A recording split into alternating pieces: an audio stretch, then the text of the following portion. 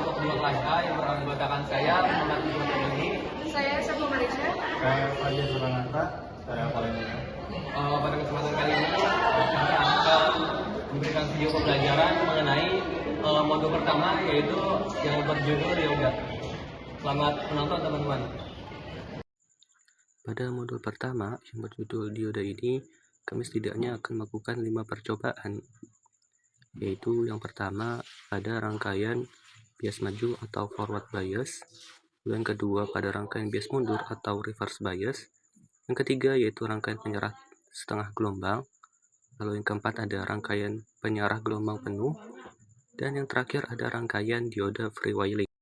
Oke teman-teman, masuk ke percobaan pertama, yaitu karakteristik dioda pada kondisi bias maju atau forward bias. Di sini, kita menggunakan sumber tegangan dengan rentang 0 sampai 10 volt. Besar arus dioda yang keluar dari kutub positif catu daya akan diukur terlebih dahulu menggunakan ampermeter yang dipasang secara seri dalam satuan miliampere. Setelah keluar dari di titik A, arus akan melewati resistor 1 sebesar 1 kilo ohm. Nah, tepat di titik base resistor, kita memasang voltmeter secara paralel untuk mengukur tegangan diodanya. Di titik B ini, arus lanjut masuk ke kaki anoda dioda 1 dengan tipe 1N4007, lalu keluar melalui katoda di titik C, dan terakhir menuju ke titik D yang terhubung langsung ke ground atau kutub negatif rangkaian. Secara teori, saat dioda diberikan bias maju, lapisan depresi atau penghalang di dalam dioda akan menyempit. Akibatnya, arus listrik jadi bisa mengalir melewati dioda. Dioda yang kita pakai ini berbahan silikon, artinya dioda baru akan benar-benar menghantarkan arus secara signifikan setelah melewati tegangan ambang, yaitu sekitar 0,7 volt. Selama praktikum, kami menguji rangkaian ini dengan memberikan variasi tegangan sumber secara bertahap sesuai instruksi modul. Karena keterbatasan dokumentasi saat praktikum, berikut adalah rangkuman seluruh data hasil pengukuran dari berbagai variasi tegangan yang sudah kami uji. Bisa dilihat, saat tegangan masih di bawah 0,7 volt, arus yang terbaca sangat kecil atau bahkan mendekati 0.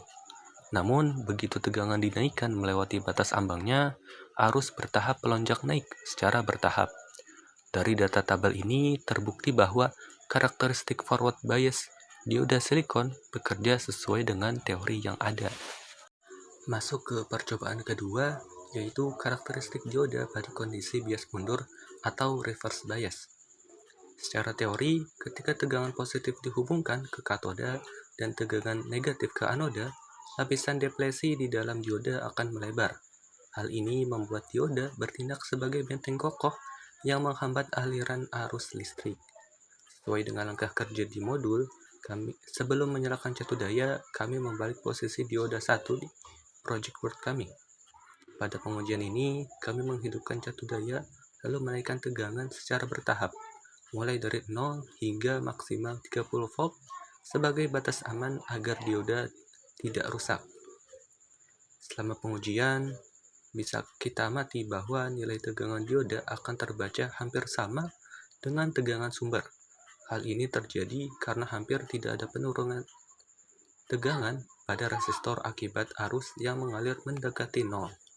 Berikut adalah data hasil pengamatan yang telah kami catat ke dalam tabel. Dari data ini terlihat jelas bahwa meskipun tegangan dinaikkan sampai 30 volt, arus bocor tetap bernilai sangat kecil, bahkan 0. Hasil ini membuktikan secara akurat bahwa pada kondisi bias mundur, dioda berfungsi normal sebagai penghambat arus listrik. Masuk ke percobaan ketiga, yaitu rangkaian penyarah setengah gelombang atau half wave rectifier. Secara teori, penyarah setengah gelombang ini bekerja dengan memanfaatkan sifat searah dioda.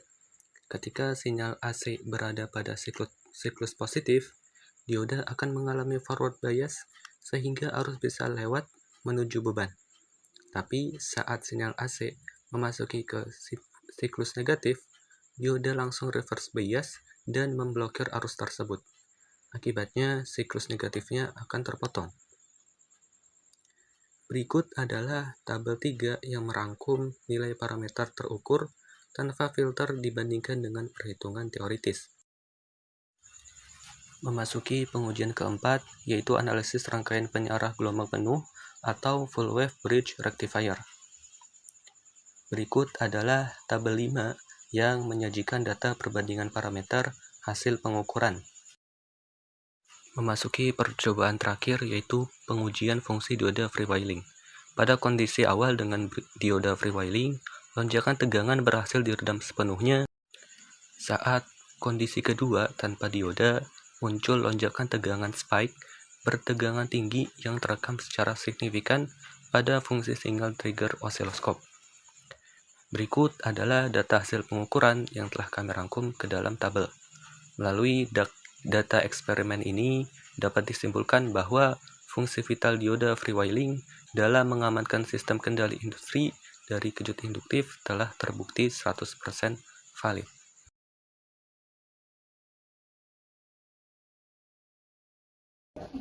Oke teman-teman, mungkin cukup sekian pemaparan dari kelompok 2 kelas A. Kurang lebihnya mohon maaf.